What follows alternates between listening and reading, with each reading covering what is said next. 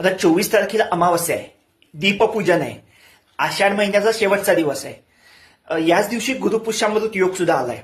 आता गुरुपुष्यामृत योगाच्या दिवशी बरेच जण सोनं खरेदी करतात, शुभ मुहूर्त आहे म्हणून.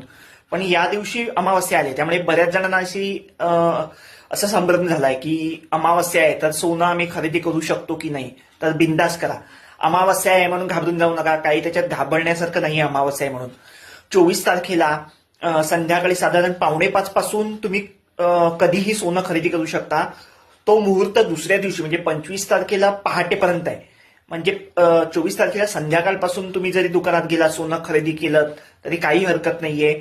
अमावस्या आहे म्हणून घाबरून जाऊ नका. गुरुपुष्यामृत सारखा शुभयोग शुभ मुहूर्त आलाय, त्याच्यामुळे जर तुम्हाला सोनं खरेदी करायचं असेल तर अशी संधी वाया घालवू नका.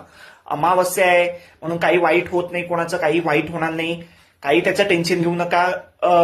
लोक उगाच तुम्हाला व्हिडिओ टाकून किंवा पोस्ट टाकून घाबरून टाकतील. पॅनिक होऊ नका, त्याच्यात काही घाबरून जाण्यासारखे वगैरे काहीच नाही. अंधश्रद्धा उगाच बाळगू नका. बिंदास जा, सोनं खरेदी करायचं असेल करू शकता. 24 तारखेला संध्याकाळी 4:45 पासून तो मुहूर्त अगदी 25 तारखेला पहाटेपर्यंत आहे. त्याच्यामुळे या काळात तुम्ही संध्याकाळी जाऊन कधीही सोनं वगैरे खरेदी करू शकता. त्यामुळे त्याचं काही टेन्शन घेऊ नका. गुरुपुष्यामृत सारखा शुभ मुहूर्त शुभयोग टाळू नका.